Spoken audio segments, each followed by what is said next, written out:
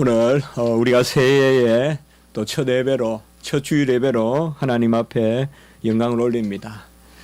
저희들이 계속해서 예수 그리스도의 중보 계시라고 해서 말씀을 보고 있는데요.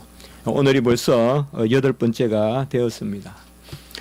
영원하신 하나님의 구원의 작정은 바로 예수 그리스도를 통한 대속으로 택한 백성을 구원하는 그 세 가지 작정에 있습니다. 구속주를 예수로 정하시고 구속 방식을 대속의 방식으로, 그래서 우리의 자리까지 오시고 우리를 위하여 죽으시고 또 이제 영으로 우리 안에 들어오시는 그런 대속의 방식으로, 그리고 구속 백성을 정하시되 제한적으로 속죄하시는데 오직 택한 백성을 주님께서 만세전에 정하셔서 구원하시는 이런 일들이 일어나는 것입니다. 바로 오늘은 그런 예수 그리스도께서 이 땅에 전혀 우리와 동일하게 사람으로 오시는데 그 가운데서 우리 죄값을 치르고 또 우리 연약한 가운데서 핍박을 받으시는 그것이 미리 작정되었다.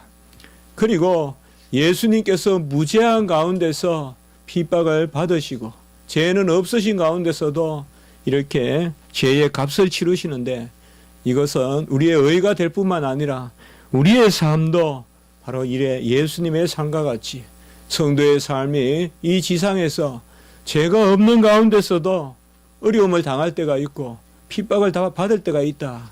그런 부분의 말씀으로 오늘 저와 여러분들께서 말씀을 함께 나누어 보고자 하는 것입니다.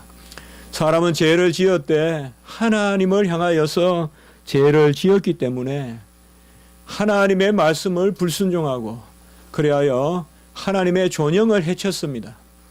감히 우리가 가까이 할 수 없고 입에 담을 수조차 없는 하나님의 그 고귀하심, 완전하심, 절대적이심, 그 존영을 해쳤기 때문에 아무도 이제 하나님 편에서 그 하나님의 영광을 가린 일을 어찌 돌이킬 수가 없습니다. 오직 하나님 자신이 그 일을 행하실 수 있습니다. 그리하여 우리의 구속의 주는 하나님이셔야 합니다. 그런데 이 하나님은 사랑의 하나님이시되 또한 공의의 하나님이시므로 그 의를 이루셔야 합니다. 말씀을 명령하시고 말씀을 지킴으로 영생에 이르도록 하나님께서 작정하셨기 때문에 이제 그 말씀을 어긴 백성을 돌이키기 위해서는 그 말씀을 우리의 자리에서 지키시는 그 일이 있어야 되는 것입니다. 바로 칼빈이 말했듯이 사랑의 시작은 의이기 때문에 의가 없이는 사랑이 쌓이지를 않습니다. 아무리 눈이 내려도 그냥 녹아버리듯이, 그러나 의가 있으면 그 위에 사랑이 쌓이는데요. 바로 하나님께서는 그 의를 이루시기 위하여 이 의는 사람의 순종에 있습니다. 하나님은 하나님의 순종을 요구하지 않았습니다. 사람의 순종을 통하여서 사람의 영광을 사람으로부터 영광을 받으시려고 사람을 지으셨기 때문에 그 하나님의 일은 하나님 자신이 화목케 하는 주가 되셔야 되고 사람으로서 화목케 하는 주가 되셔야 됩니다. 그리하여 하나님이시자 사람이신 이 땅에 오신 예수 그리스도께서 죄가 없으신 가운데 죄의 값을 다 치르셔서 이제 우리의 큰 대제사장이 되었다. 14절에 그렇게 말씀하고 있습니다. 대제사장이면 대제사장이지 큰 대제사장이다. 이것은 다름이 아니라 어디 더 높아서 큰 대제사장이 아니라 자기 자신을 제물로 주신 멜기세덱의 반차로 왕제사장, 제사장 왕이시되 멜기세덱보다 더한 것은, 더 큰 것은 바로 그분이 자기 자신을 제물로 주셨기 때문에 자기 자신을 제물로 주신 제사장으로서 우리에게 왕이 되셨기 때문에 같이 합니다. 들이심이 제사장이요 주심이 왕이다. 자기 자신을 십자가에서 들이심으로 제사장이 되시고 이제 부활 성천하셔서 영으로 자기 자신을 우리에게 주심으로 다스리신다. 말이에요. 왕이 되신다. 다스림은 지배하는 것이 아니라 자기 자신을 주시는 것입니다. 그래하여 주님께서는 이 땅에 오시되 단지 죄인으로 오셨으면 우리의 모범에 불과합니다. 모든 인류는 죄 가운데 태어나고 그것을 조금 극복하면 우리는 위인이라 부르고 그런 사람들을 모범을 삼고 살아갑니다. 그러나 주님은 단지 모범으로 오신 것이 아닙니다. 주님이 모범으로만 오셨다면 주님은 먼저 자기 자신의 죄부터 해결했어야 될 것입니다. 주님은 오늘 15절에 보면 모든 일에 우리와 한결 같으시되 시험을 받으셨으되 죄가 없으셨습니다. 죄가 없으신 분으로 우리에게 오셔서 죄의 값을 치르셨기 때문에 주님은 모범이시기 전에 우리의 의가 되십니다. 그래서 주님을 단지 모범으로만 삼는 그런 율법주의적 신앙생활은 합당하지 않습니다. 주님은 우리에게 다 주시고 그 가운데서 자기 자신을 따르라고 그렇게 명령하신 것입니다. 이것을 우리는 누누이 의의 정가다, 의의 정가다, 정가가 귀하다, 정가가 귀하다 그렇게 말씀을 드린 것입니다. 먼저 주님은 우리의 모범이기 이전에 우리가 가다할 수 없는 우리의 구속주, 대속자, 하나님이시자 사람이신 영원한 큰 대제사장, 그것이 바로 오늘 말씀되고 있는 부분인 것입니다. 주님은 우리의 구원을 위하여 무죄한 피를 흘리시고 허먹고 젖먹는 어린 양 같은 그런 대속주로 이 땅에 오셨습니다. 주님께서는 이 땅에 오셔서 죄의 값을 다 치르셨습니다. 그러나 죄는 없으셨습니다. 죄는 없으셨으나 우리의 죄의 연약함은 다 가지고 계셨습니다. 본래 죄가 없으면 죽음에 속하지 아니하나 주님께서는 죄가 없으신 가운데서도 오늘 15절에 보면 우리의 연약함을 함께 가지고 계셨습니다. 그래서 모든 죄로 인한 그런 고통을 주님께서는 다 당하셨습니다. 주님은 죄가 없으셨어요. 사실 우리는 죄를 지을 때 스스로 시험을 당합니다. 그러나 주님은 시험을 당하시더래. 오늘 15절 후반부에 보면 우리와 똑같이 시험을 받으셨으나 죄는 없으셨다. 주님도 시험은 받으셔요. 그러나 우리가 받는 시험과는 본질적으로 다른 것입니다. 우리는 우리가 스스로 시험거리를 만들어요. 앞에 보석이 있어요. 그것을 탐하는 내 마음이 생기는 거예요. 그리고 그것을 훔치려고 하는 거예요. 보석이 문제가 있는 게 아니에요. 내 마음의 탐욕이 문제인 거예요. 주님은 그런 시험은 없어요. 주님이 시험을 받으셨다고 해서 주님도 우리와 똑같이 훔치고 싶은 마음도 가지셨고 우리와 똑같이 정욕도 가지셨고 아주 자태 있는 여인이 앞에 있다고 젊은 남자가 정욕을 품는 것, 그 여인의 탓이 아니에요. 그 남자의 탓이에요. 주님은 그런 시험을 받으신 게 아니에요. 그래서 주님이 우리와 똑같이 시험을 받았다고 할 때 주님이 받으신 시험은 고통을 당하신 거예요. 죄로 인해서 고통을 당하신 거예요. 세상에 주님이 시험을 받도록 고통을 주는 거예요. 객관적으로 고통을 당하신 거예요. 악의 고통, 죄의 고통을 당하신 것이지 주님께서는 그 마음속에 죄의 탐욕도 정욕도 엄밀히 말하면 주님 안에는 죄성도 없기 때문에 주님은 죄가 없으신 가운데 시험을 받은 것입니다. 갈라디아서 5장 19절에서 21절에 보면 육체의 일은 분명하니, 옛날 성경에는 우리가 외우듯이 현저하니 그랬죠. 육체의 일은 분명하니 곧 음행과 더러운 것과 호색과 우상숭배와 시기와 분냉과 당짓는 것과 분열함과 이단과 투기와 술취함과 방탕함과 또 그와 같은 것들이라 라고 이렇게 말하고 있습니다. 이런 모든 것들, 음행하고 호색하고 당을 짓고 분을 내고 분열하고 술 취하고 하는 이런 모든 것들이 우리 안에 또아리를 털고 있어요. 우리 안에서 시험거리가 되고, 이런 시험거리가 우리 안에 자리를 잡을 때 우리는 이것을 이기든지 아니면 굴복하든지 하는데, 이 죄는 아주 전염병과 같아서 우리가 이러한 것에 굴복할 때 남도 이러한 것을 가지게끔 우리가 강요하게 되는 거예요. 바로 예수님께서 광야에서 시험을 받으시고 예수님께서 이 땅에 살면서 시험을 받으셨다는 말은 그런 악한 사람들의 무리에 들지 못했다는 거예요. 예수님이. 죄는 무리를 짓고자 해요. 당을 짓고자 해요. 내 편을 만들고자 해요. 우리 예수님이 이 땅에서 시험을 받은 것은 바로 악한 무리의 해중에 들지 못하기 때문에, 해칠한 무덤과 같은 바리새인의 해중에 들지 못하기 때문에 우리 주님께서 고통을 당하신 거예요.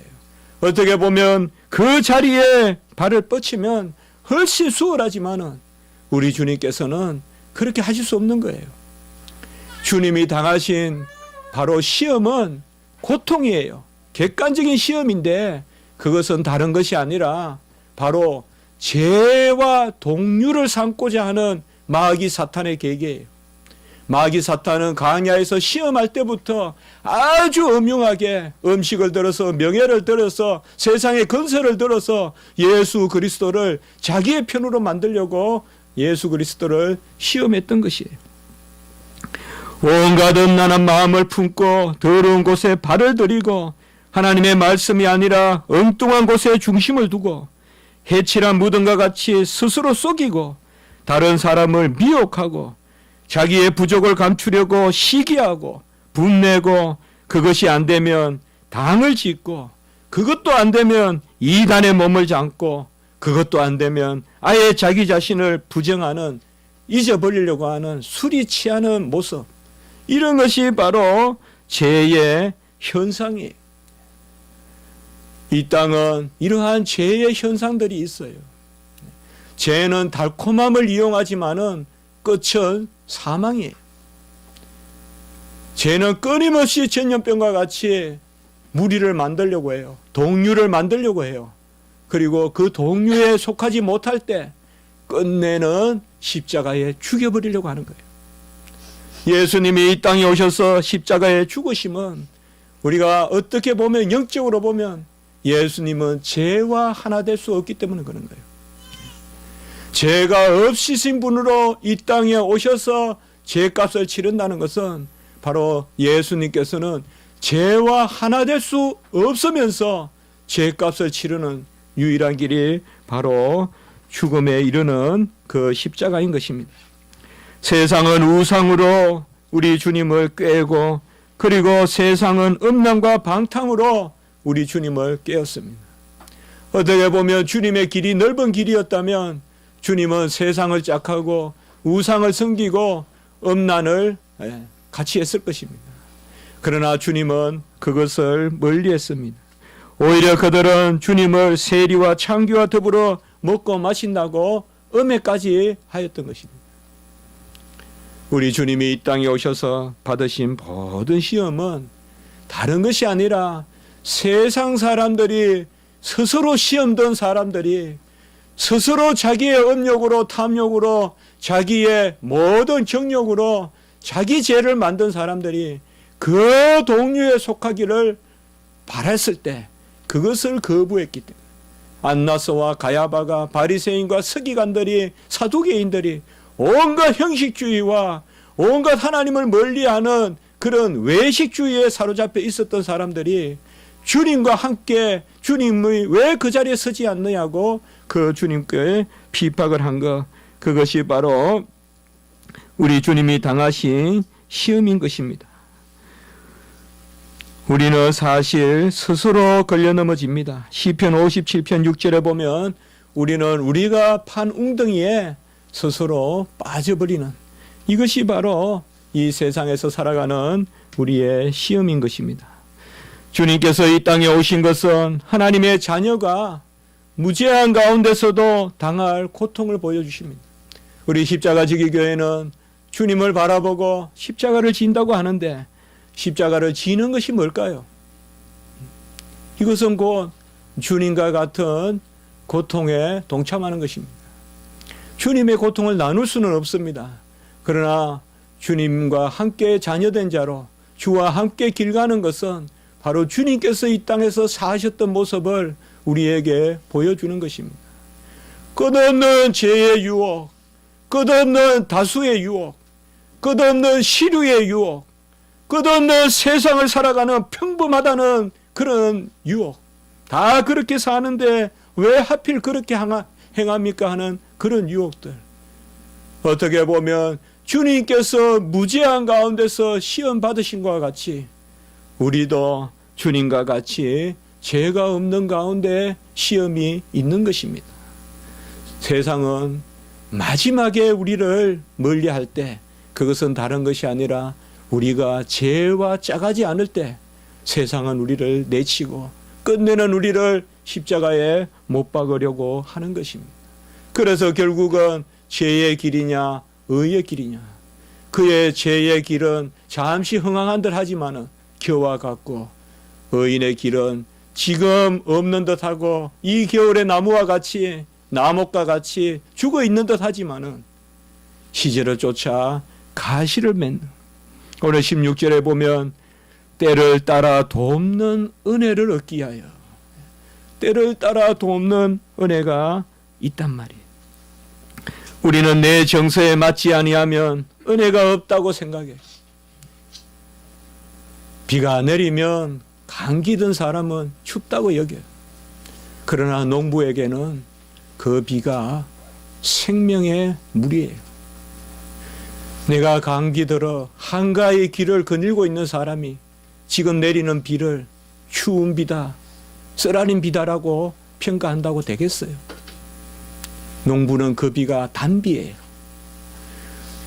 내 정서가 동하지 않는다고 하나님의 은혜가 없다 하면 안 돼요. 내 마음이 답답하다고 해서 사랑이 없다고 해서도 안 돼요. 전부 내 중심으로 모든 것을 바라봐서는 안 돼요. 하나님의 은혜가 넘쳐요. 내가 부족한 거예요. 하나님의 사랑이 넘쳐요. 내가 부족한 거예요. 예배의 은혜가 넘쳐요. 내 마음이 비틀어져 있는 거예요.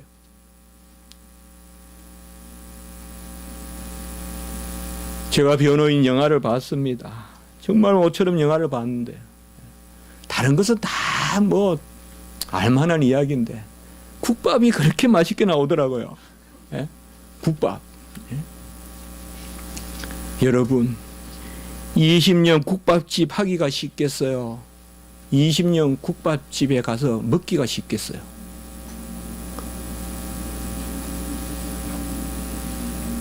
교회의 주인이 되세요.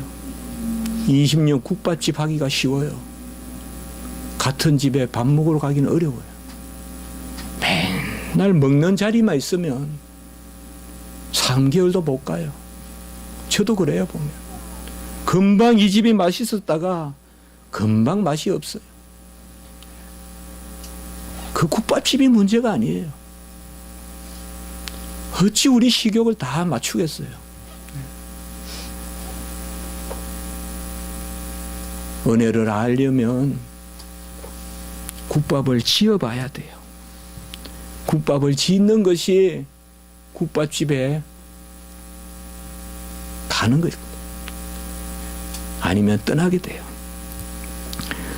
봄날 아름다운 경치를 보고 이 봄날의 경치가 답답하다 하는 사람이 있어요. 그렇으면 그 봄이 잘못된 것입니까? 가을의 낙엽을 보고 그저 애롭다고만 하는 사람도 있어요. 그것은 그 낙엽이 잘못된 것입니까?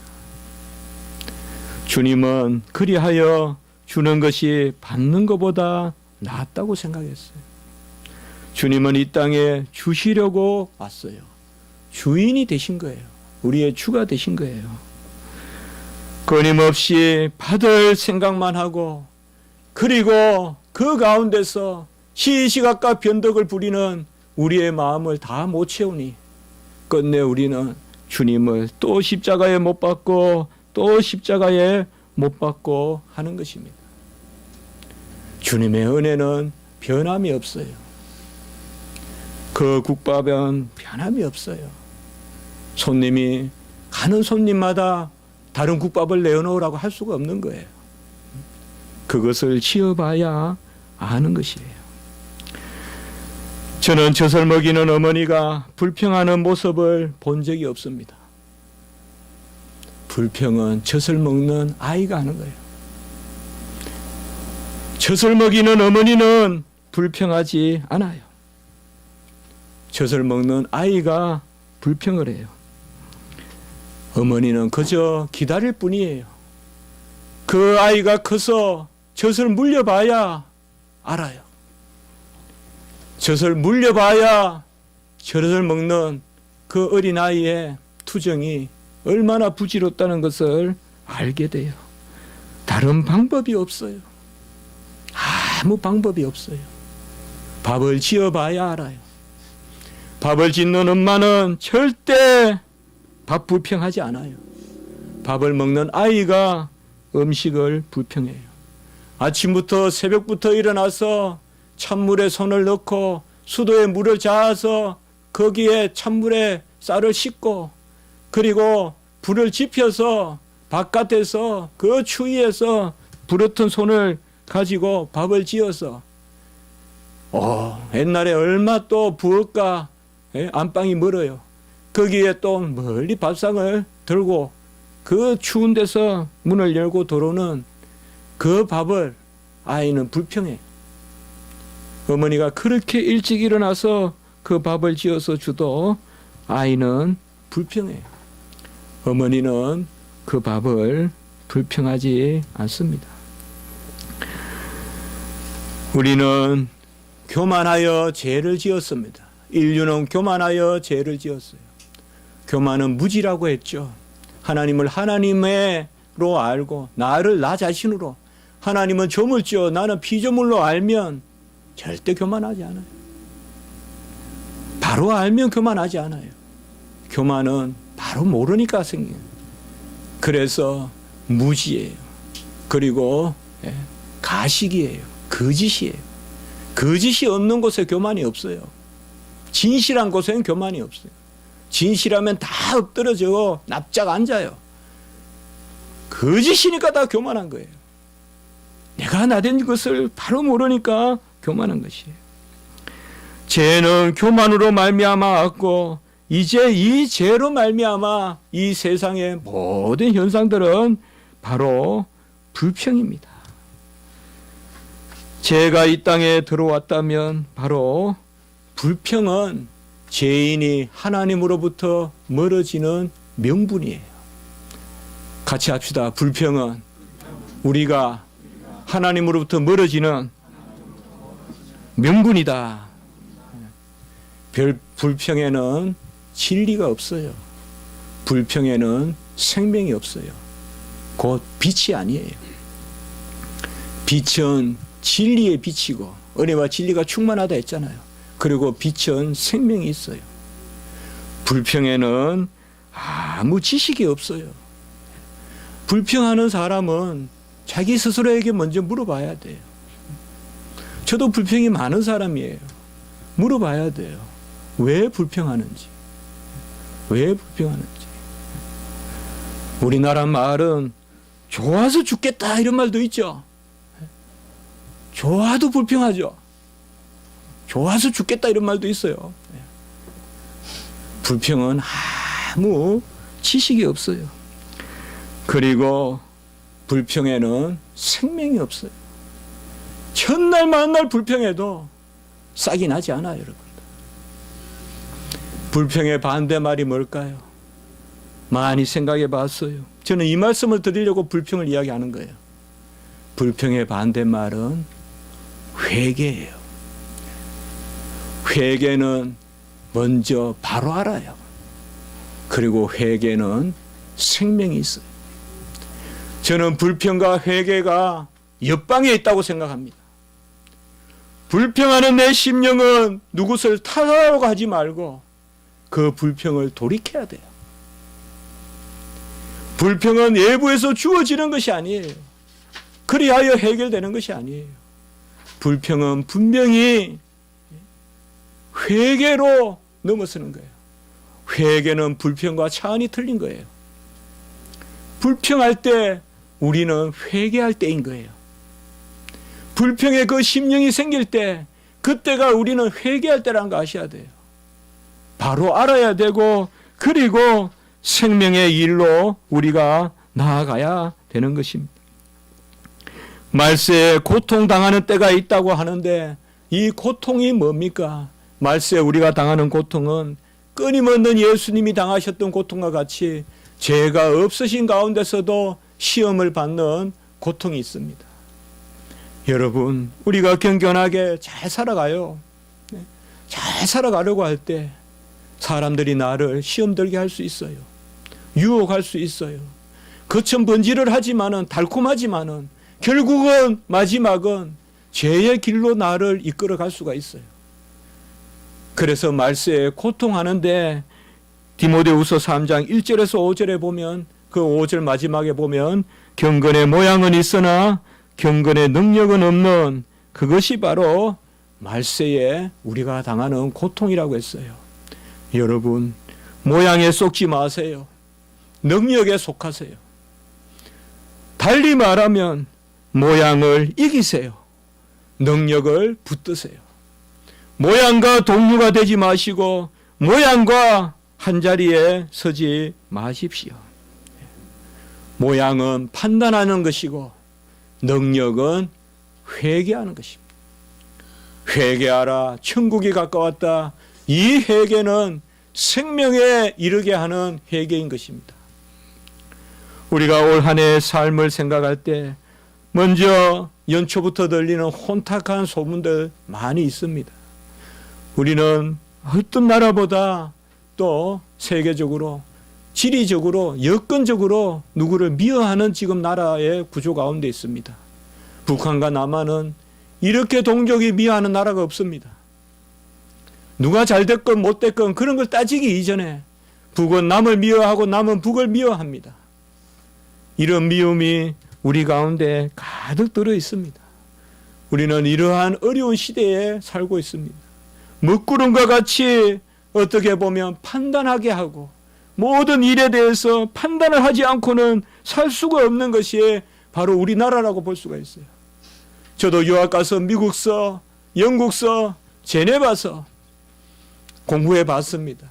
어떻게 보면 그때가 도피처인 것은 판단을 하지 않았던 것 같아요.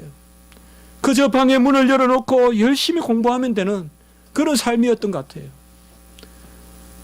물론 거기에도 제가 깊이 들어가지 않아서 그렇지 왜 판단이 없겠습니까? 얼마나 우리나라보다 더 많은 암살도 있고 하는 게 선진국입니까? 그럼에도 불구하고 제가 한국에 왔을 때는 이러한 내가 내 자신만 하나님 앞에서 가꾸어서는 살기 어려운 그런 것이 교회 안에도 있고 그런 것을 느꼈습니다. 내가 그런 것을 당한다면 나도 누군가를 또 그렇게 해치고 있겠죠. 그러니까 서로가 서로를 해치는 내가 어찌 옳겠습니까? 또 상대만 어떻게 다 그러겠습니까? 이러한 것들이 우리 안에 많이 있습니다. 그러니 뭔가 교회 안에서 보면 이런 것들이 너무 지나쳐서 무기력해 버리는 것입니다. 잘하고 싶은 마음도 없어지고 결국은 그저 시시하고 피해 다니는 것입니다. 이러니 교회가 점점 능력을 잃어갑니다. 하려고 하는 사람도 없고 피하는 사람도 없고 그저 무색무취한 그런 교회로 능력이 없는 교회로 가고 마는 것입니다. 어떻게 보면 지극히 작은 일일 것 같지만은 오늘 말씀에 우리가 믿는 도리라고 14절에 말씀을 했는데 우리가 믿는 도리가 뭘까요? 여러 가지 있죠. 복음도 있고 또 주님의 그런 교리도 있고, 그러나 저는 오늘 한 해를 시작하면서 특별히 우리 주님께서 이 땅에 오신 그 모습을 기억하면서 우리가 믿는 도리는 무엇이냐? 바로 진리 가운데 생명의 일에 힘쓰자.